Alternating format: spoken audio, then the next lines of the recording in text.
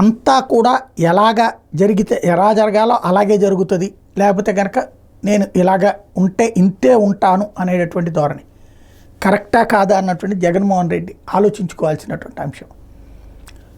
మనం మంచి చేస్తున్నామని మనం అనుకోవడమే కాదు, అది జనానికి తెలియాలి. అలాగే జనంలో చర్చ నెగిటివ్గా వస్తున్నప్పుడు ఎవడు పట్టించుకుంటాడులే అనుకోవడం భ్రమ. దానికి సజీవ సాక్ష్యం ఆయన ఓటమి. ఒకటి, ఇప్పుడు అసెంబ్లీలో ఓ ప్రధాన ప్రతిపక్ష పాత్ర ఇవ్వలేదు. ప్రతిపక్షంలో వన్ ఆఫ్ ద పార్ట్గా కూడా కాదు, ఉట్టి ప్రతిపక్షమే, ప్రధాన ప్రతిపక్ష హోదా రాలేదు. ఆ స్థాయి పరాజయం పాలైనప్పుడు ఆలోచించుకోవాల్సింది ఏంటి, వాట్ నెక్స్ట్ అన్నటువంటి. బట్ ఆ దిశగా ఆలోచిస్తున్నారా? స్పీకర్ వ్యవహారంలో వదిలిపడేయటం,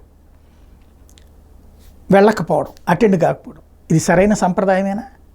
రెండవది, తన కార్యాలయం ఏదైతే వైఎస్ఆర్ కాంగ్రెస్ పార్టీ కార్యాలయం ధ్వంసం అవుతూ ఉంటే అదే తెలుగుదేశం అయితే ఏం చేస్తుంది?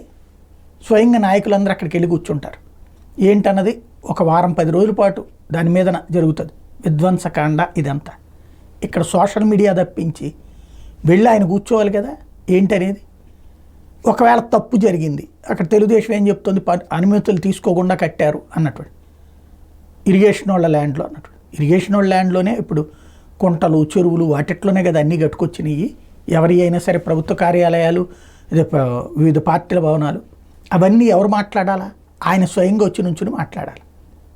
అప్పుడు కదా వెళ్ళేది. మళ్ళీ ఎవరో ఒక నాయకుడితో చెప్పిస్తే ప్రయోజనం ఏంటి? అది విధ్వంసకాండ అని చెప్తే ప్రయోజనం ఏంటి? వివరంగా అర్థమయ్యేలా చెప్పాల్సిన బాధ్యత ఆయనది కదా.